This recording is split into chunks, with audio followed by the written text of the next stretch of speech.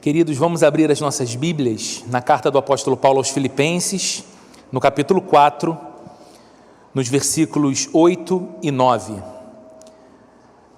A leitura do nosso texto hoje é nessa passagem, Filipenses, no capítulo 4, versículo 8 e versículo 9.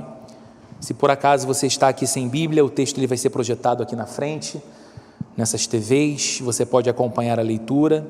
E você que está online, caso prefira, também pode acompanhar a leitura diretamente aí em sua tela. O texto já está sendo projetado. São palavras do apóstolo Paulo, caminhando para a conclusão dessa carta tão cheia de afeto por aquelas pessoas, mas tão cheia de instruções vivas e práticas para a vida dessas pessoas que ele tanto amava. No capítulo 4, a partir do verso 8, a Bíblia diz assim: finalmente, irmãos, tudo o que for verdadeiro, tudo o que for nobre, tudo o que for correto, tudo o que for puro, tudo o que for amável, tudo o que for de boa fama, se houver algo de excelente ou digno de louvor, pensem nessas coisas. Ponham em prática tudo o que vocês aprenderam, receberam, ouviram e viram em mim, e o Deus da paz estará com vocês. Até aqui, vamos fechar os nossos olhos e vamos orar mais uma vez, pedindo para que o nosso Deus nos fale ao coração nessa manhã, através da Bíblia. Senhor, obrigado por esse culto oferecido ao Senhor. Obrigado pela Tua graça sobre nós, graça sustentadora, graça que é melhor do que a vida. Obrigado, Senhor, pelo Teu amor, um amor que nos amou primeiro, por isso que o nosso amor imperfeito é sempre uma tentativa de responder ao Teu grande e perfeito amor. Agora, Senhor nosso, os nossos corações têm mais fome e mais sede do que somos capazes de reconhecer e até mesmo de perceber. Identificamos faltas na nossa vida, percebemos que algumas coisas ainda precisam chegar para que nos sintamos completos, mas sim, nós temos uma certeza, no instante em que estamos em Tua presença e nesse momento oramos, aquilo que nos falta não são coisas, mas mais do Senhor e da vida do Senhor na nossa vida. Então o que eu te peço, Deus, nessa manhã, é que o Senhor realize aquilo que homem nenhum, por mais que se esforce, pode fazer. Essa obra preciosa do Espírito Santo de pegar esse texto vivo, santo, porque é a Tua palavra, e aplicar ao mais profundo do nosso coração, nos expor ali a nossa própria vida e nos fazer entender que aquilo que lemos e aquilo que processamos ao escutar é o Teu próprio chamado para as nossas vidas, despertando-nos para um viver ao Teu lado, uma vida ainda mais plena, ainda mais completa, ainda mais cheia da Tua paz, ainda mais cheia da Tua bênção. Deus, nós não queremos andar distantes de Ti e sabemos que aquilo que nos norteia os passos nessa vida é a luz que vem da Tua palavra. Então, para a Tua glória nessa manhã e para a edificação do Teu Filho e para a salvação daqueles que o Senhor quer tornar filhos e filhas do Senhor, que o Senhor nos fale através da Bíblia, que o Senhor use cada palavra, cada momento e que o Senhor elimine todas as distrações do nosso coração, de modo que saiamos daqui dando ainda mais glórias ao Teu nome, pelo Teu poder, Teu maravilhoso amor e pela Tua palavra santa, em nome de Jesus. Amém e amém. Queridos, foi em 1942 que Carlos Drummond de Andrade publicou um poema que fala do sentimento de solidão e do sentimento de desesperança de um homem perplexo numa grande cidade. Esse homem chega numa grande cidade, ele começa a viver nessa grande cidade, mas o seu coração começa a sentir o vazio do abandono, apesar de haver tanta gente na cidade grande. O seu coração sente o desalento e a desesperança quanto a um futuro que parece cada vez mais incerto para ele. O nome desse poema é também o nome do homem do poema, José. E na primeira estrofe desse poema, Carlos Drummond de Andrade escreveu assim: e agora, José? A festa acabou, a luz apagou, o povo sumiu, a noite esfriou. E agora, José? Você que é sem nome, que zomba dos outros, você que faz versos, que ama, protesta? E agora, José? E o poema segue. José estava diante de fatos. A solidão era um fato. O medo era um fato. Perceber-se sem companhia era um fato. Mas a vida pede respostas ante aos fatos. E agora?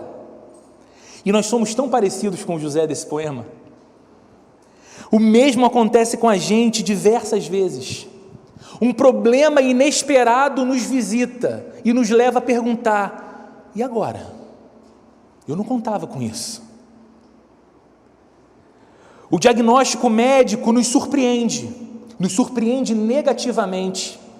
Não parecia que o nosso quadro era aquele, não parecia que teríamos de nos preocupar com essa situação da nossa saúde, mas eis que o diagnóstico veio e a gente pergunta, a vida faz essa pergunta: e agora?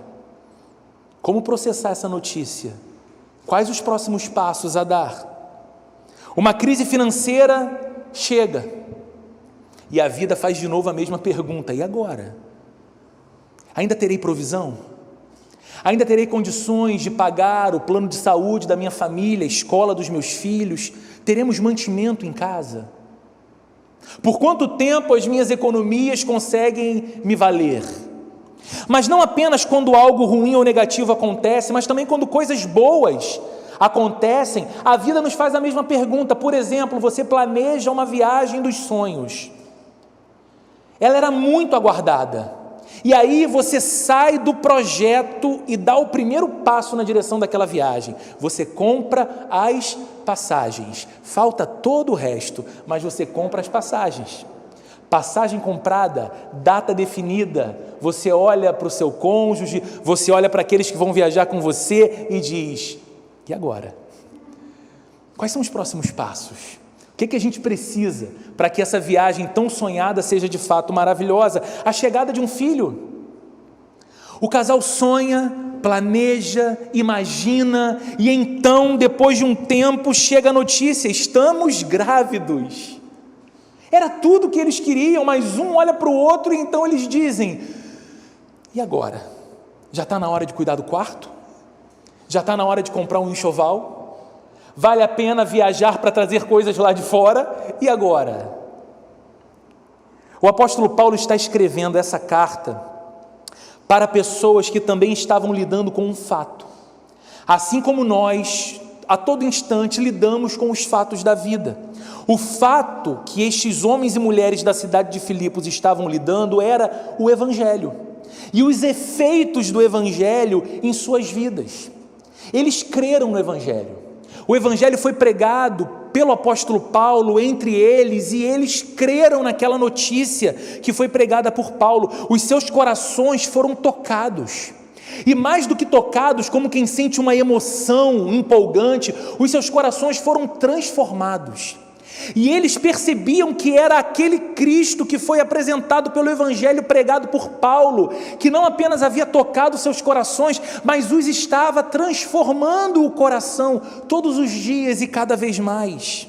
Jesus se tornou o centro de suas vidas.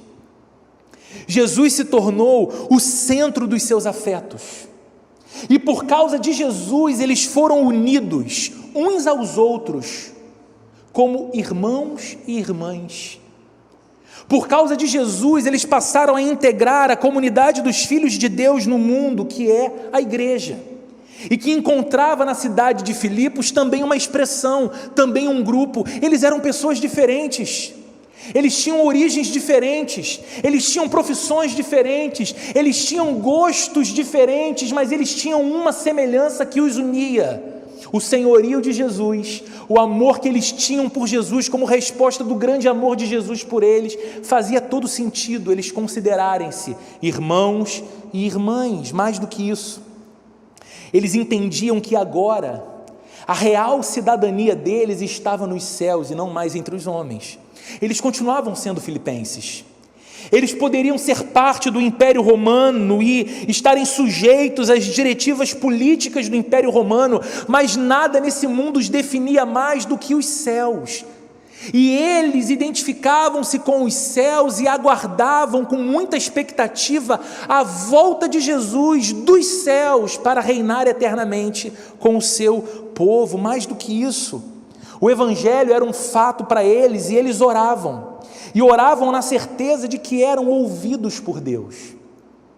Veja, essas pessoas não oravam pensando que ao falarem as suas questões, ao apresentarem os seus pedidos e as suas súplicas, alguma divindade poderosa o suficiente para ouvir um ser humano, poderia, quem sabe, querer fazer algo por eles. Não, eles aprenderam pelo Evangelho que eles creram e pelo Cristo que se tornou o centro de suas vidas, que agora, quando eles oravam, o Deus dos céus e da terra, o único Senhor e Criador de todas as coisas, sustentador de todas as coisas pelo seu poder, era tratado por eles como um pai e os tratava como filhos por causa de Jesus. Então eles sabiam que quando oravam, toda a audiência divina estava atenta à oração que eles faziam. Isso era maravilhoso.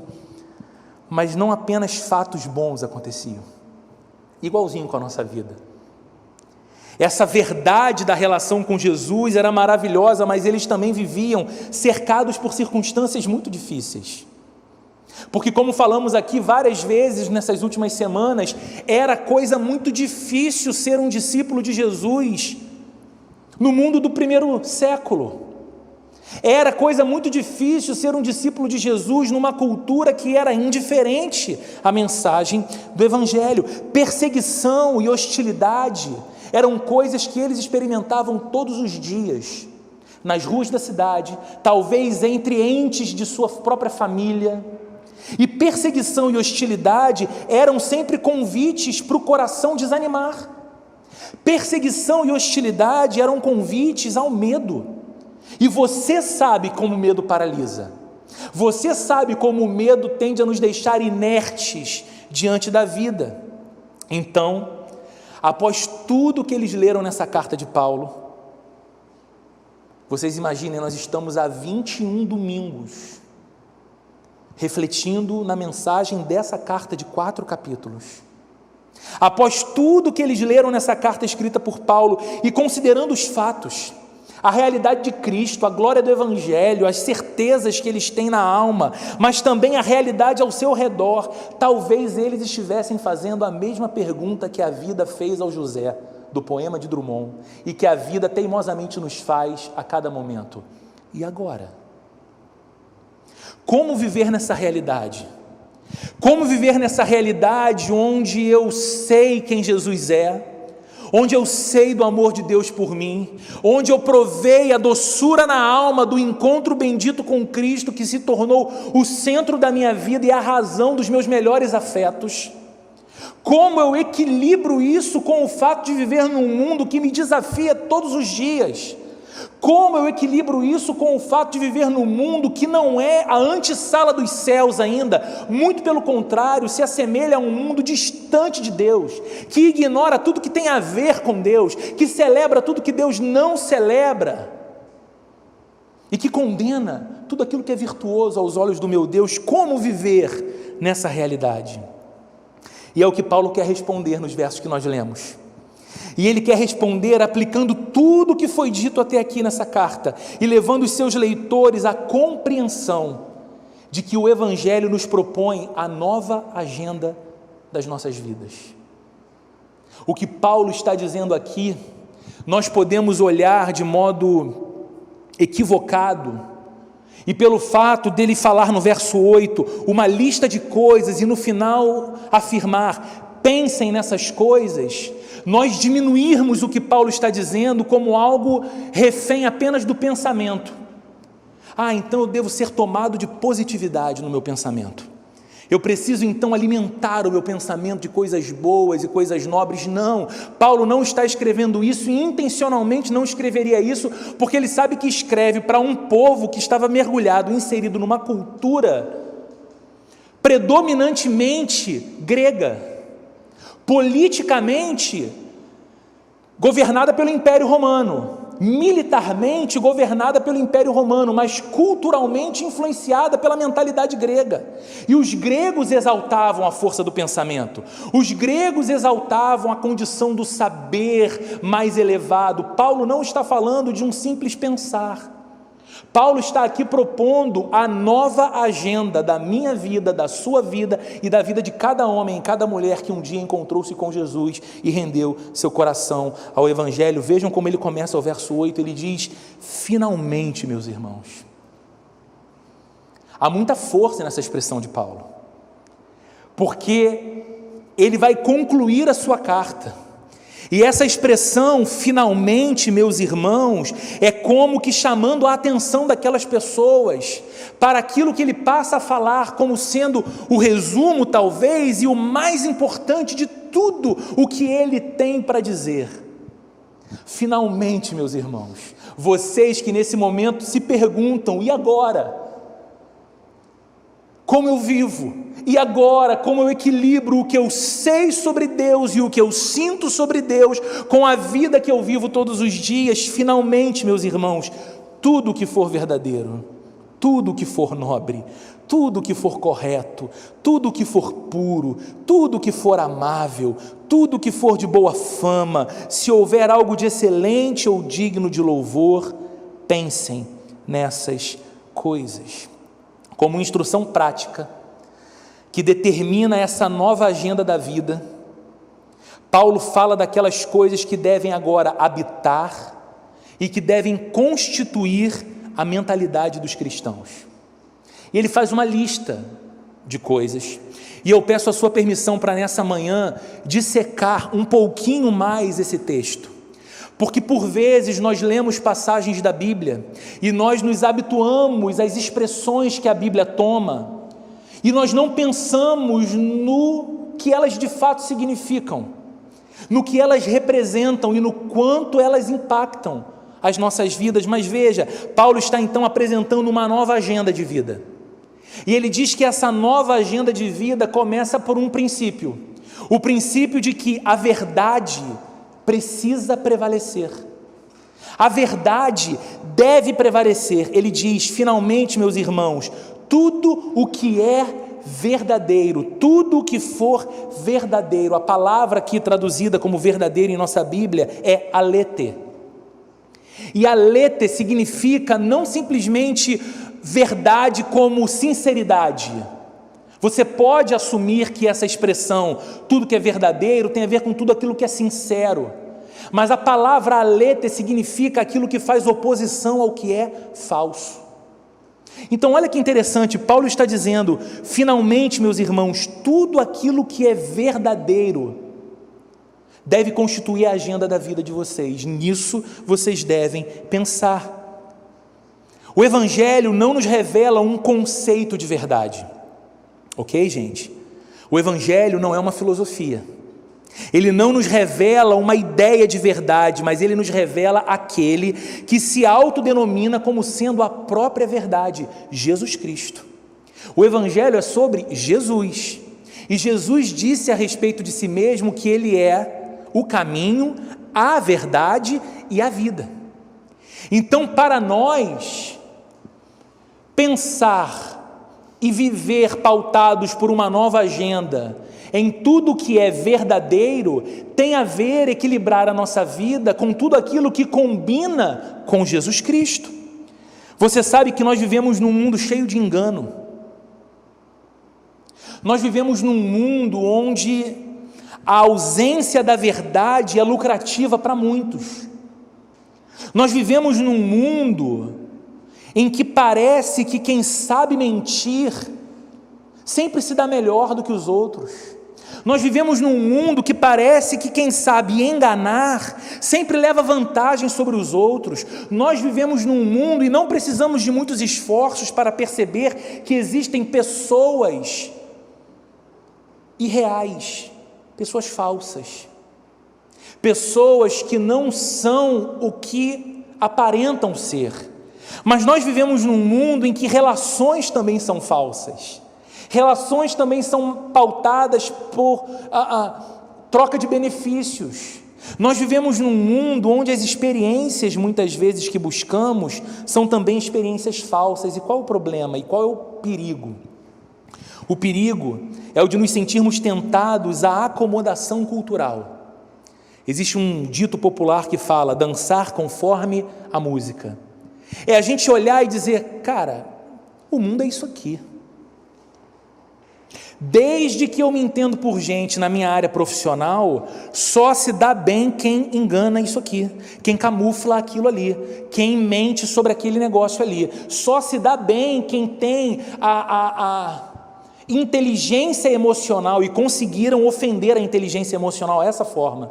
Quem tem a inteligência emocional de se relacionar com todo mundo, inclusive com aquelas pessoas que lá dentro ela mais odeia e mais despreza, mas aquela relação é importante para um certo benefício.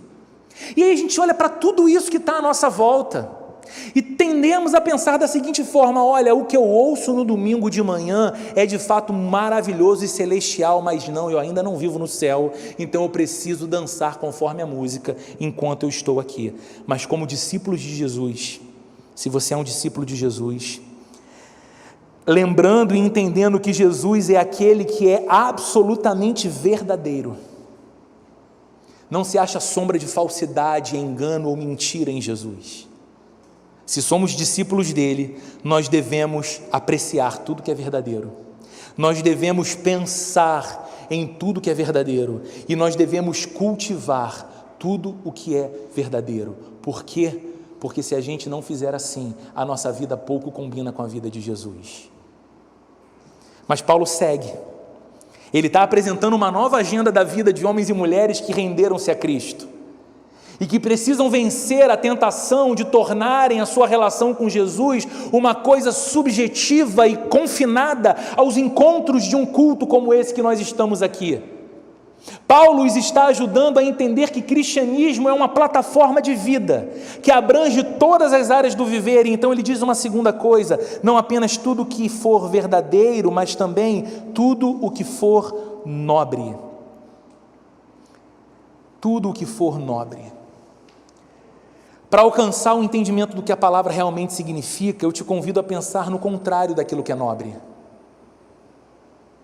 E para chegar mais seguramente às melhores expressões, eu consultei o dicionário. E o contrário de nobre no dicionário é vil, asqueroso, torpe. Olha que coisa interessante, Paulo está dizendo que agora, porque somos cristãos, identificados com Jesus, temos uma nova agenda para conduzir a nossa própria vida. E o que deve pautar essa nova agenda da nossa vida e o que deve ocupar os nossos pensamentos são coisas nobres. Exatamente aquelas coisas que fazem oposição ao que é torpe, ao que é mau, ao que é violento, ao que é vil, ao que é asqueroso. Mas ainda que por um instante, mais uma vez, pense no mundo que vivemos. Eu tenho certeza que eu não estou falando aqui com você sobre um mundo que a gente desconhece, descrevendo um cenário que é muito difícil da gente alcançar. Olhe para o mundo que vivemos, se não é um mundo cheio de egoísmo indiferente. Se não nos choca perceber que vivemos num mundo em que as pessoas são indiferentemente egoístas. Eu não tenho nenhum problema, absolutamente nenhum problema com quem tem carinho e trata bem, como eu acho que deve ser, com a criação de Deus, dos animais ou dos pets. Mas veja que mundo louco em que a gente vive, em que nós ficamos chocados com a possibilidade de não dar a melhor ração, a melhor tosa e o melhor banho para o nosso pet, mas não nos incomoda absolutamente nada ver crianças de 6, 7 anos de idade revirando lixo para procurar comida azeda para comer. Nos choca ver o pet sendo destratado. Que mundo esquisito é esse? Vivemos num mundo onde cada vez mais o direito e a honra do próximo são diminuídos e são desconsiderados. Veja se estas coisas não são a exata oposição daquilo que é nobre. Veja se nesse mundo pautado por desrespeito e desconsideração do outro, Nós não temos muita necessidade de uma conduta que é mais nobre. E é exatamente nesse mundo que nós somos chamados, como discípulos de Jesus, ao cultivo de um caráter elevado, que é forjado, esse caráter elevado, por pensamentos nobres e por uma conduta nobre. E a gente poderia ficar aqui tentando trazer um monte de exemplos, mas eu vou fazer um exemplo aqui, vou falar de um exemplo aqui. Que atitude nobre e necessária para o século XXI, a condição de respeitar todas as pessoas pela dignidade que elas têm e não apenas por concordarmos com elas. Eu vou repetir. A gente vive numa sociedade que muito se assemelha a um barril de pólvora.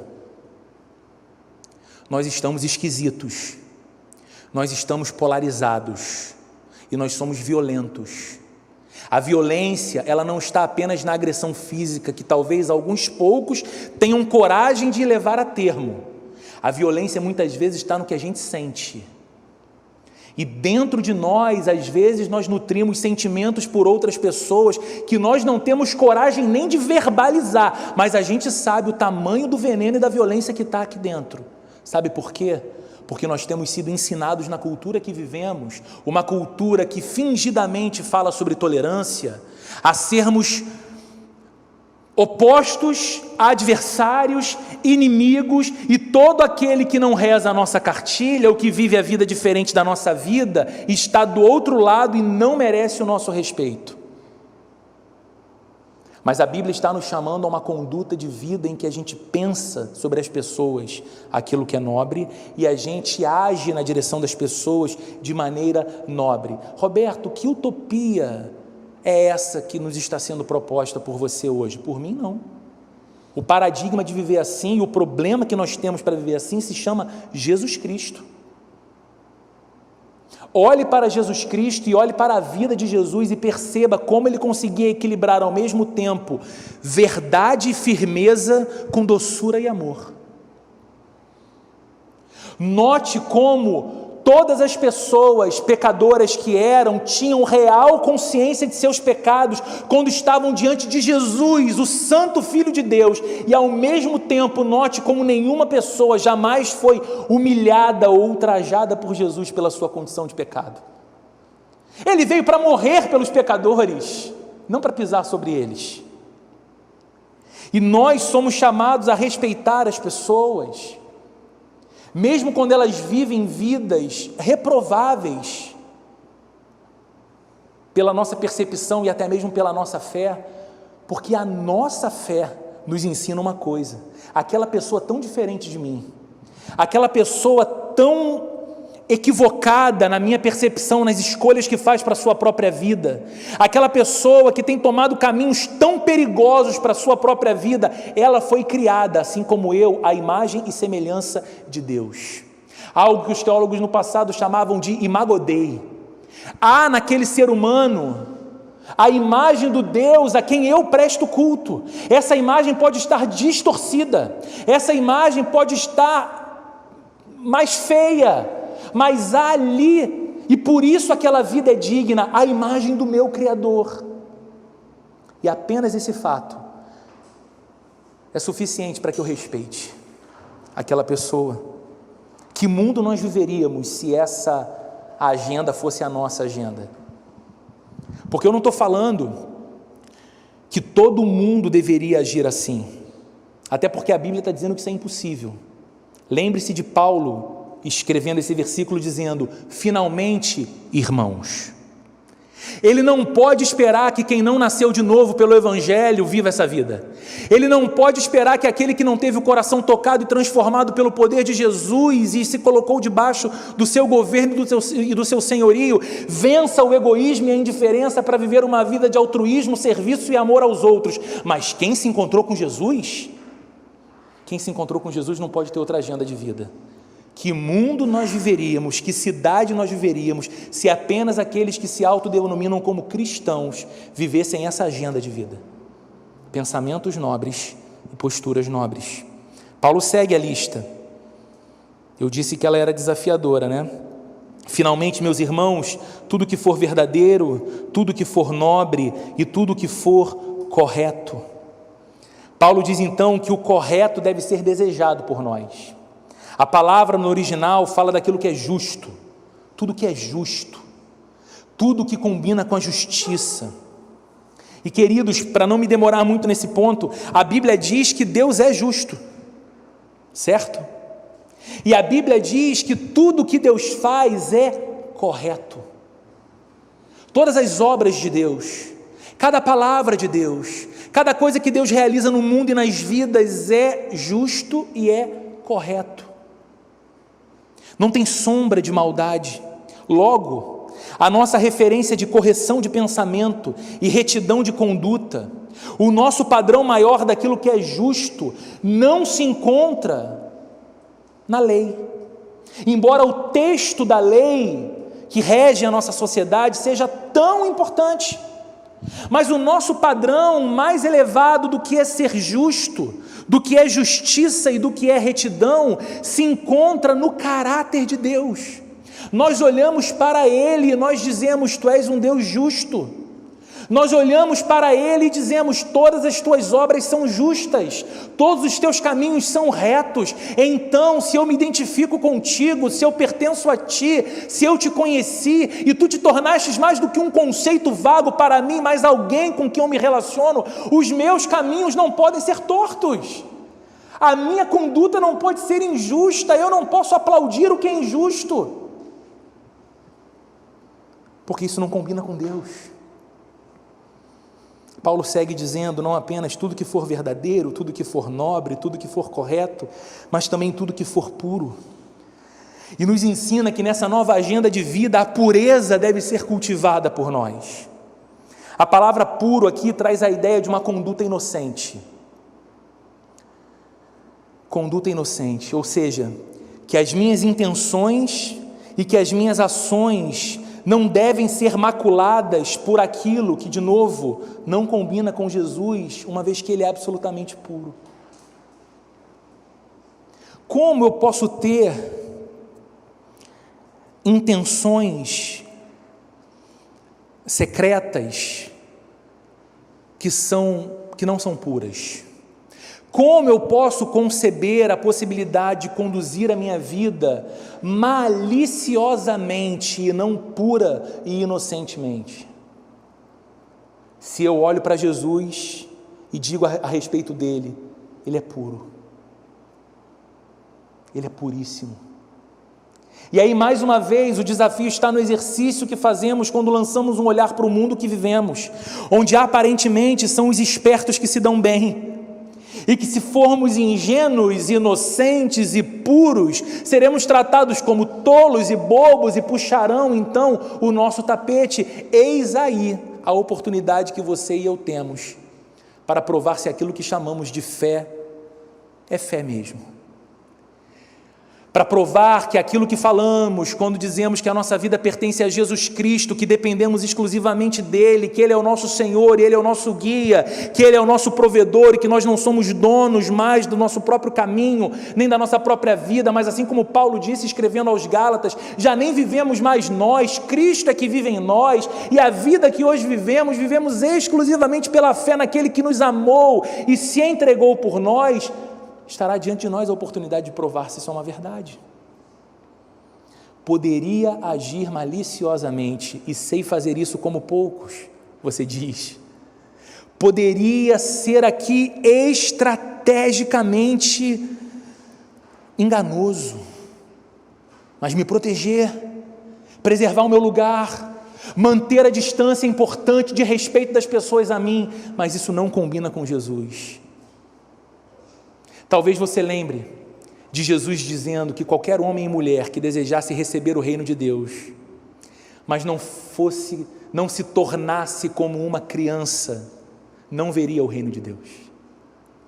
Às vezes a gente passa batido por essa frase de Jesus, não entende direito o que ele quer dizer e passa batido. Jesus está falando de uma coisa simples. Jesus está falando sobre pureza. Jesus está falando sobre inocência. Não é dizer que uma criança não é pecadora, porque todos nascem em pecado e crianças são pecadoras sim, mas a criança é inocente. A criança é incrivelmente ingênua.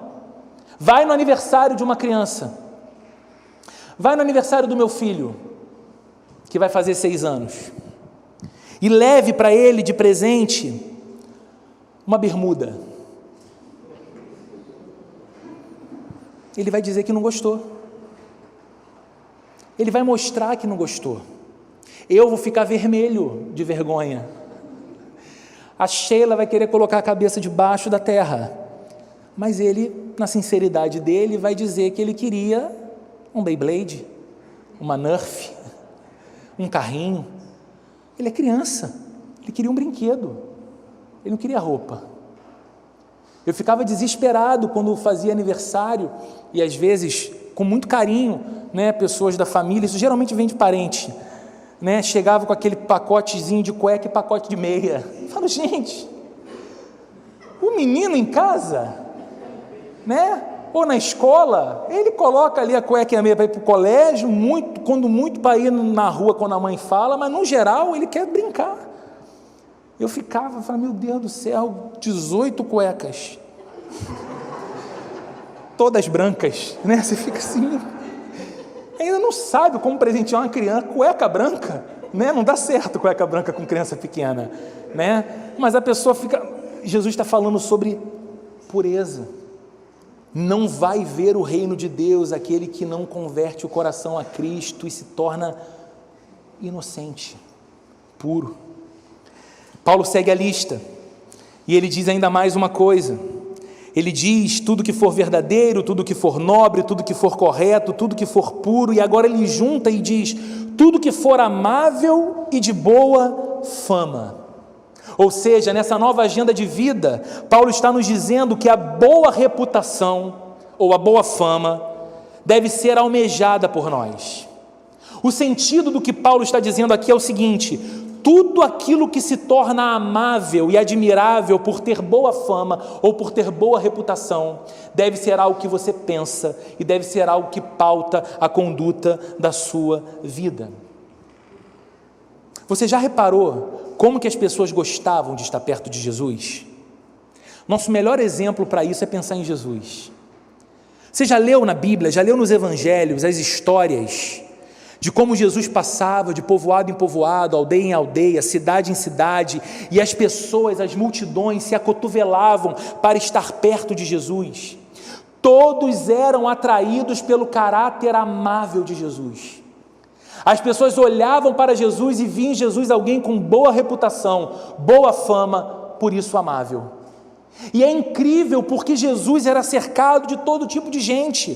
Pecadores rejeitados pela sociedade se aproximavam de Jesus. Mulheres que eram tidas como baixas e imorais se aproximavam de Jesus sem medo. Homens que eram considerados corruptos, ladrões do próprio povo, como eram os publicanos, se aproximavam de Jesus e ficavam encantados com ele.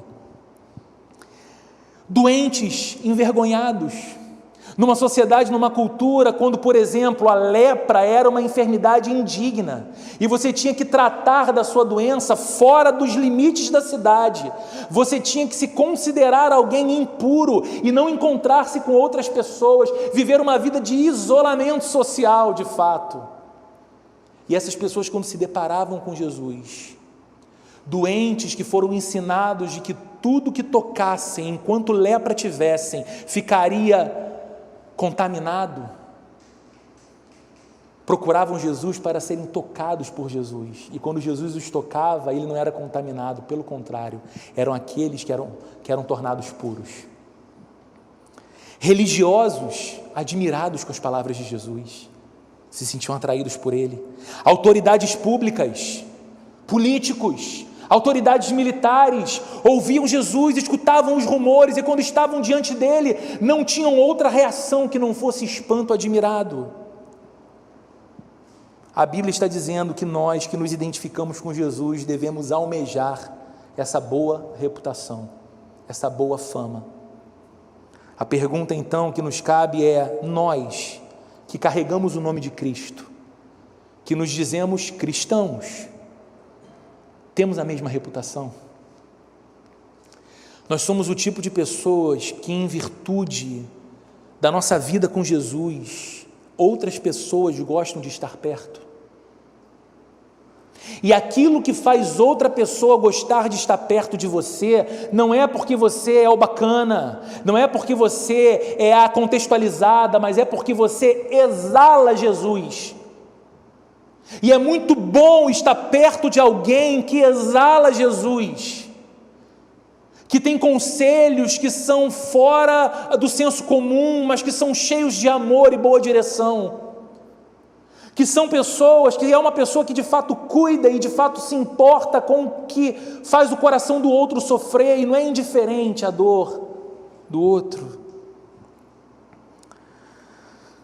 Por fim, terminando essa lista do verso 8, Paulo diz ainda que tudo aquilo que for excelente, ou se houver algo de excelente ou digno de louvor, ele fala então aqui que a excelência deve ser um valor para nós. Tem ali fora, eu acho que ainda tem, a garrafinha de café, pode estar sem café, mas tem uma garrafinha de café ali fora, que carinhosamente é trazida por um casal da nossa igreja, para a equipe que chega aqui muito cedo para organizar todo esse espaço e montar tudo, e eles têm uma marca de café que é Aretê. Aretê é exatamente a palavra que Paulo usa aqui nesse verso, que é traduzido como excelente. Aretê é aquilo que tem virtude, é aquilo que tem excelência, e Paulo está dizendo: paute a sua vida pelas coisas que são excelentes e virtuosas. E aí a gente pergunta, por quê? Por que eu devo cuidar para que todas as minhas palavras sejam excelentes e virtuosas? Por que eu devo cuidar para que todos os meus relacionamentos sejam excelentes e virtuosos? Por que eu devo cuidar para que a minha conduta profissional seja a mais excelente e a mais virtuosa possível? Por que eu devo cuidar para que a minha vida familiar seja excelente e virtuosa? Por uma simples razão: tudo em Deus é excelente. Fale algum atributo de Deus. Deus é amor. Você compara o amor de Deus com algum outro tipo de amor? Não, o amor de Deus excede. O amor de Deus é virtuoso. O amor de Deus é excelente. Pense no perdão de Deus. O perdão de Deus é excelente. Pense na provisão de Deus. A provisão de Deus é excelente. Pense na paz que Deus instala na alma humana. Essa paz é excelente. Tudo que tem a ver com Deus é excelente. Então, a excelência vem dele e glorifica ele. E uma vez que eu quero andar ao lado dele, e uma vez que eu me identifico com ele, e uma vez que eu carrego o nome do filho dele em mim e digo, eu sou um cristão, eu preciso ser alguém que busca, que considera tudo aquilo que é excelente um valor. E Paulo encerra essa lista dizendo, pensem nessas coisas. É simples, você faz aquilo que pensa. Você acaba fazendo aquilo que mais ocupa o seu pensamento, e ainda mais, você acaba se tornando aquilo que você tanto pensa. Você tanto constrói aquilo no seu imaginário, você tanto imagina aquilo, você tanto processa aquilo mentalmente, que você começa a agir daquela forma. Aliás, é atribuído a Frank Outlaw o seguinte conselho: cuidado com os seus pensamentos, pois eles se tornam palavras. Cuidado com as suas palavras, pois elas se tornam ações. Cuidado com as suas ações, pois elas se tornam hábitos. E cuidado com os seus hábitos, pois eles se tornam o seu caráter.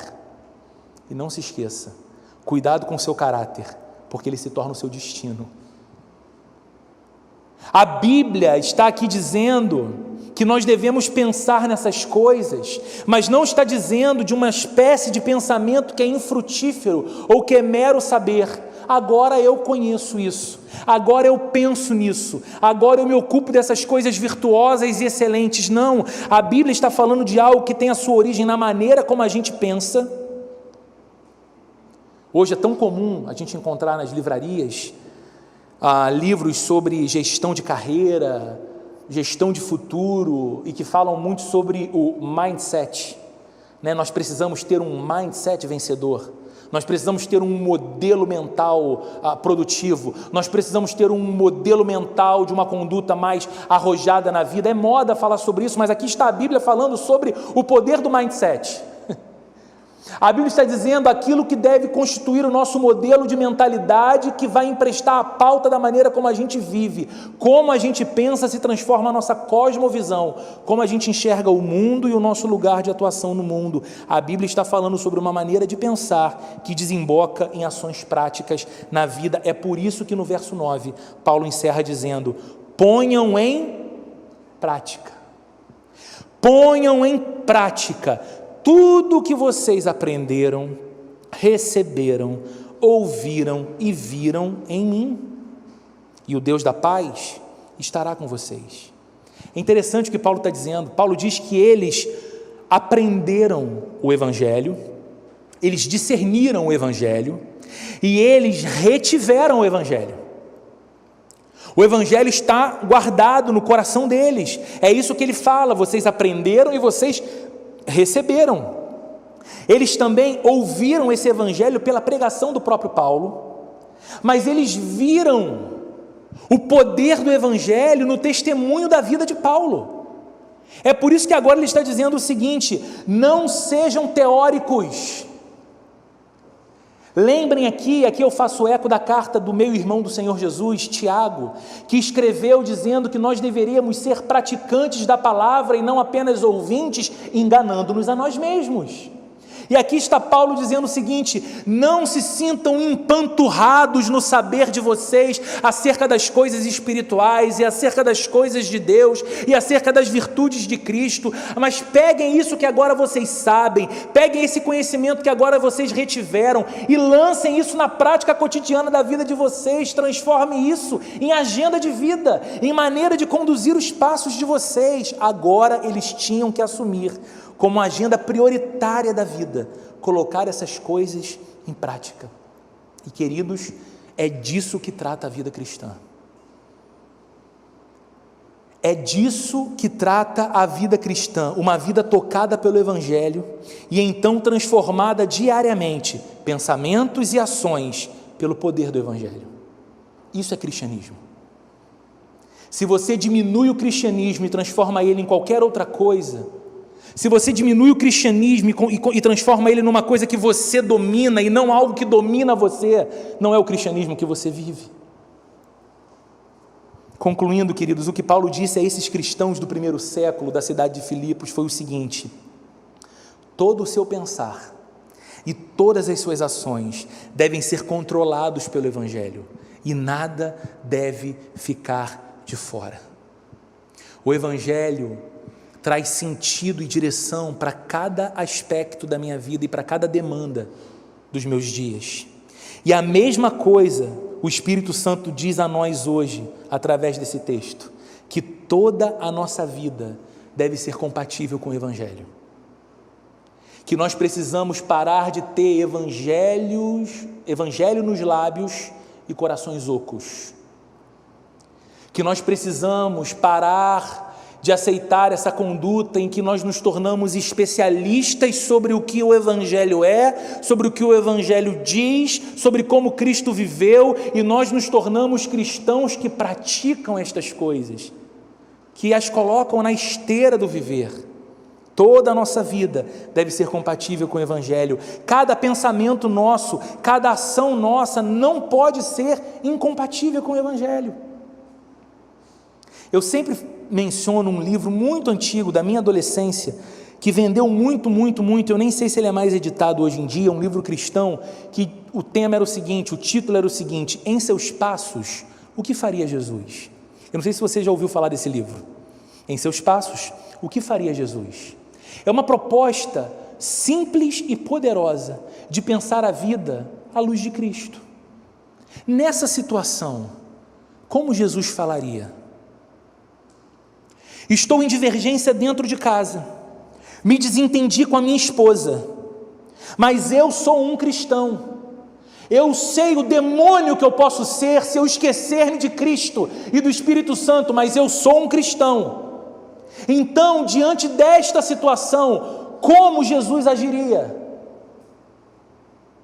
Será que ele faria a mesma coisa que eu faço? Será que ele elevaria o tom como eu elevo? Será que ele bateria a porta como eu bato? Será que ele dormiria no sofá como eu durmo? E aí a gente apluma a vida. Em seus passos, o que faria Jesus? Diante de um impasse na vida profissional, diante de uma proposta tentadora, porém fraudulenta, você coloca Jesus no termo e diz: o que ele faria? Porque o que ele faria é o que eu tenho que fazer. E na força que vem não de nós mesmos, mas do Espírito Santo em nós, nós vamos conduzindo a nossa vida. As nossas condutas e os nossos pensamentos precisam então estar cheios daquilo que é verdadeiro, nobre, justo, puro, de boa reputação e excelente. Então, se você é um cristão e me ouve, um discípulo de Jesus e me ouve, e talvez olhe para a agenda da sua vida nos últimos dias e perceba que essas coisas estão um pouquinho distantes do cotidiano, ore hoje a esse que é o seu Senhor, a esse que é o seu Deus, e peça: Jesus, eu quero viver uma vida de testemunho do Senhor. Jesus, eu quero que a minha vida exale o Senhor. Eu quero que os meus pensamentos sejam esvaziados dessas coisas vis, violentas, perturbadoras que eu tenho pensado, e eu quero ocupar mais os meus pensamentos daquilo que é verdadeiro, daquilo que é nobre, daquilo que é puro. Eu quero que isso tome o meu coração e isso ganhe contornos práticos na minha vida. Peça isso, porque Ele é poderoso para realizar isso em você. E talvez você me ouve, estando aqui ou estando online, e você não passou por essa experiência de render o seu coração a Jesus Cristo, seu único Senhor, seu único Salvador. Eu quero te lembrar que Paulo encerra esse verso 9 dizendo: e a paz de Deus estará com vocês. Mas essa promessa não é para você. Enquanto a sua vida não pertencer a Jesus Cristo, essa promessa de experimentar a paz que vem de Deus não é uma promessa para você. Enquanto você não viver essa vida que deseja ser nutrida por aquilo que é verdadeiro, nobre, puro, excelente e de boa reputação, essa paz você não vai experimentar. A Bíblia diz que nós nascemos em pecado e o pecado nos coloca numa condição de inimizade com Deus. Enquanto não rendemos a nossa vida a Cristo, que perdoa os nossos pecados e nos justifica deles, nós somos inimigos de Deus, adversário de Deus pelo modo como vivemos. Essa é a má notícia. Mas há uma notícia maravilhosa: você pode receber gratuitamente essa vida. Você pode receber Jesus como seu Senhor e como seu Salvador e entender o que cada homem e mulher que estão aqui nesse lugar ou que está online acompanhando e que é um cristão hoje já entendeu em algum momento da sua história. Não fomos nós que passamos a cultivar pensamentos verdadeiros, nobres, puros, dignos de Cristo, de boa fama e boa reputação, mas milagrosamente Deus nos tem tocado o coração todos os dias pelo mesmo Evangelho que nos tocou no dia da nossa conversão, e todos os dias esse Deus tem transformado o nosso coração. É por isso que há tantos homens e mulheres aqui ouvindo essa mensagem ou ouvindo ela pela internet e pensando na própria vida e dizendo: meu Deus, como eu me encontro em falta. Meu Deus, como meus pensamentos têm sido podres. Meu Deus, como meus sentimentos têm sido os piores possíveis. Mas sabe o que ele diz? Sabe o que ela diz depois? Graças a Deus por Jesus Cristo, porque em Cristo eu tenho esperança de perdão, graça e recomeço. Eles podem orar e Deus os ouve, e Deus muda o sentimento, e Deus muda a postura, e Ele quer fazer isso também com você. Então, se você deseja isso, você não tem que levantar as mãos estando aqui, falar nada. Basta que nesse momento em que todos nós vamos orar, e o mesmo vale para você que está de casa, todos nós vamos orar, e enquanto nós oramos, entregue seu coração a Cristo. Diga: Senhor, eu não quero viver sem essa paz, eu não quero viver nessa inimizade, eu quero viver na Tua companhia, eu quero viver na Tua presença para todo sempre, e por isso eu confesso os meus pecados, e eu rendo-me a Jesus, o Senhor e o Salvador. E se esse for o desejo do seu coração, nos procure para que você possa ser batizado no mês que vem e ver a mudança da sua vida, a história da sua vida sendo transformada por esse Cristo maravilhoso. Senhor amado, obrigado por esse domingo, obrigado pela Tua palavra. Obrigado porque a Tua palavra, ela não faz massagem no nosso ego e nos mantém inertes, paralisados no mesmo lugar que nós chamamos de zona de conforto. Obrigado porque a Tua palavra não nos convida a um viver religioso insosso, que não faz diferença nem para nós nem para ninguém. Obrigado porque a Tua palavra chacoalha com as estruturas do nosso ser e sim, nos incomoda, mas essa mesma palavra nos revela que essa mudança que precisa ser operada, mudança que a Bíblia nos aponta, essa nova agenda da vida, ela não é construída pelo esforço moral de cada um de nós, mas pela graça do Senhor e pela bênção do Teu Espírito Santo caminhando ao nosso lado, mudando-nos de dentro para fora, todos os dias e cada vez mais um pouquinho. Então nós Te louvamos pelo texto sagrado hoje e Te pedimos, Senhor, que essa seja a realidade cada vez mais crescente da nossa vida, que tudo aquilo que é verdadeiro seja ocupado no nosso pensamento e se transforme em ações, que tudo aquilo que é nobre ocupe o nosso pensamento e vire ação, que tudo aquilo que é puro e combina com Jesus, o ser mais puro que esse mundo já viu, ocupe os nossos pensamentos e se transforme em ação, que tudo aquilo que tem boa reputação e por isso é amável, e tudo aquilo que é excelente e digno de louvor, cole na nossa vida, combine com a nossa vida, porque combina com Jesus Cristo, e que nós sejamos esses homens e mulheres que não enganam a si mesmos, mas que colocam em prática o que sabem, o que conhecem, e vivem todos os dias a verdade da vida cristã num mundo que é tão desafiador, mas somos pacificados pela paz do Deus da paz que habita em nós. Que essa seja então manhã de reencontro, de reconciliação contigo, de retomada da caminhada ao lado do Espírito Santo para os discípulos de Jesus e também de salvação daquele e daquela que nessa manhã ora, rendendo seu coração a Cristo e iniciando nesse momento uma nova caminhada ao lado de Jesus por toda a eternidade.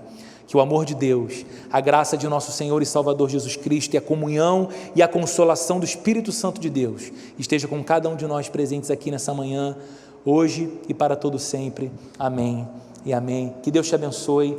Não esqueça, sábado temos a nossa confraternização, então compre o seu convite, se você pode, presenteie alguém, se você não pode, nos procure ainda hoje, pegue o seu convite, nós queremos que você esteja lá com a gente sábado às 11 da manhã. Que Deus te abençoe, uma ótima semana e até sábado.